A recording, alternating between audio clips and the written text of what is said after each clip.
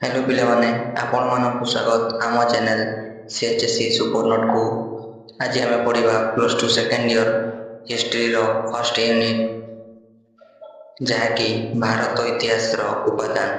तो पिले आज आम जानिबा भारत इतिहास रो उपादान क्या कह जाए बा उपादान क्या कह जाए क्यों सब उपादान को जानिले भारत इतिहास को जानी परिबा ता चलतो आलोचना करिबा। पिले भारत इतिहास रचना करने पाई जो केते गुड़े तथ्य साहाय्य करे ताहाको उपादान कह जाए। पिले आम भारतर इतिहास रचना करने पाई जो सब केते गुड़े तथ्य व सामग्री आमको साहाय्य करि थाए ताहाको पिले उपादान बा भारत इतिहास उपादान बोली कह जाए थे। उदाहरण स्वरूप पिले माटी पात्र, मुद्रा, स्थापत्य, साहित्य इत्यादि। पिले माटी पात्र, मुद्रा, स्थापत्य, साहित्य इत्यादि पिले आमको भारत इतिहास रचना करने साहाय्य करिथाए। तो यह होची पिले भारत इतिहास उपादान गुड़िकर गोटे गोटे उदाहरण। तापर पिले आम जानिबा भारत इतिहास मुख्यतः केतोटी उपादान रही सेगुड़िक कौन कौन। पिले इतिहास उपादान गुड़ी को मुख्यतः तीन भाग में विभक्त करा जायछि। सेगुड़िक है पिले प्रत्नतात्विक उपादान, साहित्यिक उपादान एवं अभिलेखागारीय उपादान। पिले इतिहास उपादान गुड़ी को मुख्यतः तीन भाग में विभक्त करा जायछि। सर्वप्रथमटी है प्रत्नतात्विक उपादान, तापर पिले साहित्यिक उपादान एवं 3 नंबर रे अभिलेखागारीय उपादान। पिले आज आम सर्वप्रथम जानिबा प्रत्नतात्विक उपादान क्या कह जाए। तो पिले प्रत्नतात्विक उपादान पिले एटा उत्पादन हो जाए भूल रे। तो पिले एटा उत्पादन नह एटा होछि उपादान।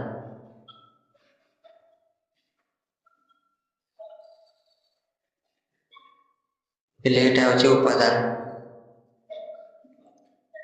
प्रत्नतात्विक उपादान इतिहास एक मौलिक उपादान अटे।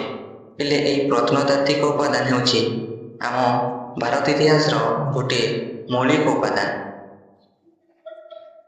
तापर पिले प्रत्नतत्व कहले ऐतिहासिक तत्व प्राप्ति बा हासिल पाई भूखनन। पिले प्रत्नतत्व कहले ऐतिहासिक तत्वर प्राप्ति बा हासिल पाई भूखनन। आम जेतेबेले गोटे ऐतिहासिक तत्व को पाइबा पाई बा हासिल करिया पाई भू बा भूमि को खोली थाओ ताहाको पिले प्रत्नतत्व कहा जाय थे।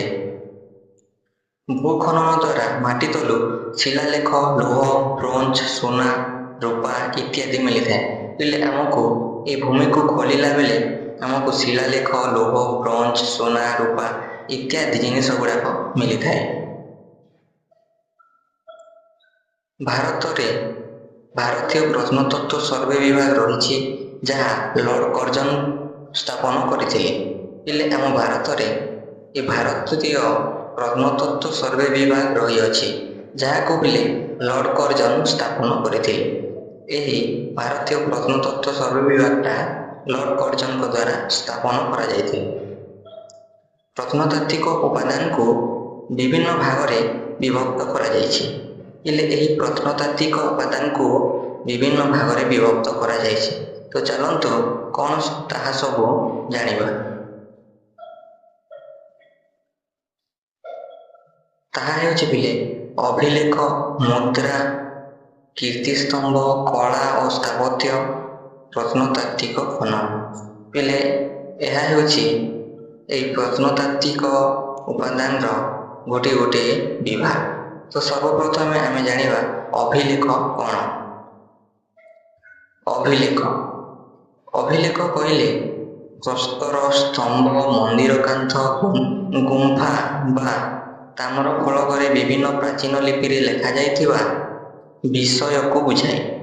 ପିଲେ ଏହି ଅଭିଲେଖ କହିଲେ ପ୍ରସ୍ତର ବା ପଥରରେ, ସ୍ତମ୍ଭରେ, ମନ୍ଦିର କାନ୍ଥରେ ବା ଗୁମ୍ଫାରେ ବା ତାମ୍ର ଫଳକରେ ଯେଉଁ ସବୁ ପ୍ରାଚୀନ ଲେଖା ଗୁଡ଼ିକ ଲେଖାଯାଇଥାଏ ତାହାକୁ ପିଲେ ବୁଝାଇଥାଏ। ତାପରେ ପିଲେ ଏହାର ଅଧ୍ୟୟନକୁ ପୁରାଲେଖ ତତ୍ତ୍ୱ କୁହାଯାଏ। ପିଲେ ଏହି ଅଭିଲେଖର ଅଧ୍ୟୟନକୁ ପୁରାଲେଖ ତତ୍ତ୍ୱ ମଧ୍ୟ କୁହାଯାଇଥାଏ। ଉଦାହରଣ ପିଲେ ଏହି ଅଶୋକଙ୍କ ସମୟର ଅଭିଲେଖ ଏବଂ ହାତୀ ଗୁମ୍ଫା ଅଭିଲେଖ। ପିଲେ ଏହି ଦୁଇଟି ଉଦାହରଣ ହେଉଛି ଅଭିଲେଖର ଜ୍ୱଳନ୍ତ ଉଦାହରଣ। ତାପରେ ପିଲେ ଆମେ ଜାଣିବା ମୁଦ୍ରା କ'ଣ? ମୁଦ୍ରା ଆକାର, ଲିପି, ଚିତ୍ର ଓ ବୈଶିଷ୍ଟ୍ୟକୁ ଅନୁଧ୍ୟାନ କରି ମୁଦ୍ରା ତତ୍ତ୍ୱ ଅନୁଧ୍ୟାନ କରାଯାଏ। ପିଲେ ଆମେ ମୁଦ୍ରା ତତ୍ତ୍ୱ କେମିତି ଜାଣିପାରିବା? ନା ମୁଦ୍ରା ଆକାର, ଲିପି, ଚିତ୍ର ଓ ବୈଶିଷ୍ଟ୍ୟକୁ ଯେତେବେଳେ ଆମେ ଅନୁଧ୍ୟାନ କରିବା ସେତେବେଳେ ପିଲେ ମୁଦ୍ରା ତତ୍ତ୍ୱକୁ ଅନୁଧ୍ୟାନ କରିପାରିବା। ଛାପା ମୁଦ୍ରା ହେଉଛି ଭାରତର ପ୍ରାଚୀନତମ ମୁଦ୍ରା, ଯାହାକି ପିଲେ 4 BCରେ ଆରମ୍ଭ ହୋଇଥିଲା। ପିଲେ ବେଳେବେଳେ ପରୀକ୍ଷାରେ ପଚାରି ଦିଏ ଯେ କେଉଁ ମୁଦ୍ରାଟି ଭାରତର ପ୍ରାଚୀନତମ ମୁଦ୍ରା? ତ ପିଲେ ଆପଣମାନେ ଲେଖିବେ ଛାପା ମୁଦ୍ରା। ଛାପା ମୁଦ୍ରା ହେଉଛି ଭାରତର ପ୍ରାଚୀନତମ ମୁଦ୍ରା। ତାପରେ ପିଲେ ଆମେ ଜାଣିବା କୀର୍ତ୍ତି ସ୍ତମ୍ଭ କ'ଣ? କାହାକୁ କୀର୍ତ୍ତି ସ୍ତମ୍ଭ କୁହାଯାଇଥାଏ?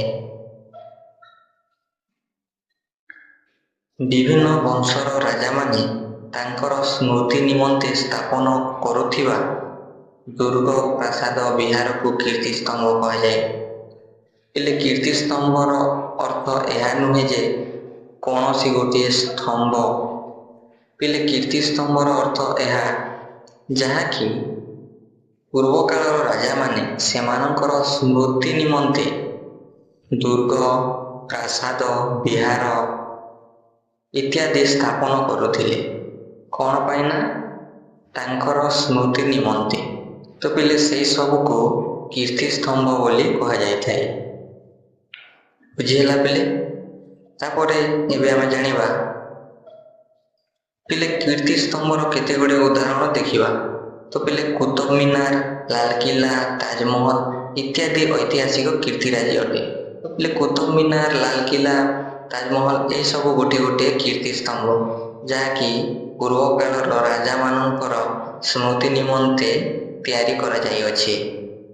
ପିଲେ କୁତୁବ ମିନାର କିଏ ତିଆରି କରିଥିଲେ, ଲାଲକିଲ୍ଲା କିଏ ତିଆରି କରିଥିଲେ ଏବଂ ତାଜମହଲ କିଏ ତିଆରି କରିଥିଲେ ତାହା କମେଣ୍ଟ ମାଧ୍ୟମରେ ନିଶ୍ଚୟ ଜଣାଇବେ।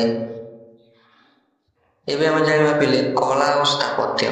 କଳା ଓ ସ୍ଥାପତ୍ୟ କହିଲେ କ'ଣ? ଏହି କଳା ଓ ସ୍ଥାପତ୍ୟ ନିରବରେ କୀର୍ତ୍ତିରାଜିର ଐତିହାସିକ ଗାଥା କଥାକୁ ବର୍ଣ୍ଣନା କରେ। ପିଲେ ଏହି କଳା ଓ ସ୍ଥାପତ୍ୟ ଆମ କୀର୍ତ୍ତିରାଜିର ଐତିହାସିକ ଗାଥା ବା କଥାକୁ ବର୍ଣ୍ଣନା କରିଥାଏ। ତାପରେ ପିଲେ ଆମେ ଜାଣିବା ପ୍ରତ୍ନତାତ୍ତ୍ୱିକ ଖନନ କ'ଣ? ପ୍ରତ୍ନତାତ୍ତ୍ୱିକ ଖନନ। ପ୍ରତ୍ନତାତ୍ତ୍ୱିକ ଖନନରୁ ଅନେକ ଦେଶ, ସ୍ଥାନର ପ୍ରାଚୀନ ସଭ୍ୟତା ବିଷୟରେ ଜାଣିହୁଏ। ପିଲେ ଏହି ପ୍ରତ୍ନତାତ୍ତ୍ୱିକ ଖନନ ଯୋଗୁଁ ଅନେକ ଦେଶର ଏବଂ ଅନେକ ସ୍ଥାନର ପ୍ରାଚୀନ ସଭ୍ୟତା ବିଷୟରେ ଜାଣିବାକୁ ମିଳିଥାଏ।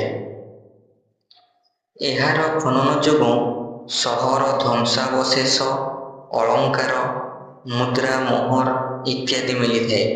ପିଲେ ପ୍ରତ୍ନତାତ୍ତ୍ୱିକ ଖନନ ଯୋଗୁଁ ଅନେକ ସହରଗୁଡ଼ିକ, ଯେଉଁ ସହରଗୁଡ଼ିକ କି ପୂର୍ବ କାଳରେ ଧ୍ୱଂସ ହୋଇଯାଇକି ମାଟି ତଳେ ମିଶି ଯାଇଥାଏ ସେହି ସବୁକୁ ଜାଣିବାକୁ ମିଳିଥାଏ ଏବଂ ଯେଉଁ ସବୁ ଅଳଙ୍କାର ଗୁଡ଼ାକ ମାଟି ତଳେ ପୋତି ହୋଇଯାଇଥାଏ ସେହି ସବୁ ମଧ୍ୟ ପ୍ରତ୍ନତାତ୍ତ୍ୱିକ ଖନନ ଯୋଗୁଁ ମିଳିଥାଏ। ମୁଦ୍ରା, ମୋହର ଇତ୍ୟାଦି ମଧ୍ୟ ପିଲେ ଏହି ପ୍ରତ୍ନତାତ୍ତ୍ୱିକ ଖନନ ଯୋଗୁଁ ମିଳିଥାଏ। ତ ପିଲେ ଏହା ହେଉଛି ପ୍ରତ୍ନତାତ୍ତ୍ୱିକ ଖନନ। ତ ପିଲେ ଆଜି ଆମେ ପଢ଼ିଲେ ଇତିହାସର ଉପାଦାନ, ଯାହାକି ପିଲେ ମୁଖ୍ୟତଃ 3 ଭାଗରେ ବିଭକ୍ତ କରାଯାଇଛି। ସେହି 3ଟି ମଧ୍ୟରୁ ଆଜି ଆମେ ପ୍ରତ୍ନତାତ୍ତ୍ୱିକ ଉପାଦାନକୁ ପଢ଼ିଲେ। ପ୍ରତ୍ନତାତ୍ତ୍ୱିକ ଉପାଦାନ ଏବଂ ଏହି ପ୍ରତ୍ନତାତ୍ତ୍ୱିକ ଉପାଦାନର କିଛି ବିଭାଗ ରହିଅଛି, ସେହି ସବୁକୁ ମଧ୍ୟ ଆଲୋଚନା କରିଲେ। ତ ପିଲେ ଆମେ ନେକ୍ସଟ ଭିଡ଼ିଓରେ ଜାଣିବା ସାହିତ୍ୟିକ ଉପାଦାନ କ'ଣ ଏବଂ ଅଭିଲେଖାଗାରୀୟ ଉପାଦାନ କ'ଣ, କାହାକୁ ସାହିତ୍ୟିକ ଉପାଦାନ କୁହାଯାଏ ଏବଂ କାହାକୁ ଅଭିଲେଖାଗାରୀୟ ଉପାଦାନ କୁହାଯାଏ। ଏବଂ ଏହି ସାହିତ୍ୟିକ ଉପାଦାନର ମଧ୍ୟ ପିଲେ କିଛି ବିଭାଗ ରହିଅଛି, ସେଗୁଡ଼ିକ ମଧ୍ୟ ଆଲୋଚନା କରିବା। ତାପରେ ଅଭିଲେଖାଗାରୀୟ ଉପାଦାନର କିଛି ବିଭାଗ ରହିଅଛି, ସେହି ସବୁକୁ ମଧ୍ୟ ଆଲୋଚନା କରିବା। ତ ପିଲେ ଏଇଠି ଆମେ ଆଜି ଭିଡ଼ିଓଟାକୁ ଶେଷ କରୁଅଛୁ। ତ ରହୁଛି ପିଲେ, ଯଦି ଭିଡ଼ିଓଟି ଆପଣଙ୍କର ହେଲ୍ପ କରିଥାଏ ତାହେଲେ ଗୋଟିଏ ଲାଇକ୍ ଏବଂ ଚ୍ୟାନେଲକୁ ସବସ୍କ୍ରାଇବ୍ କରିନେବେ। ତ ରହୁଛି ପିଲେ, ଜୟ ଜଗନ୍ନାଥ, ବନ୍ଦେ ଉତ୍କଳ ଜନନୀ।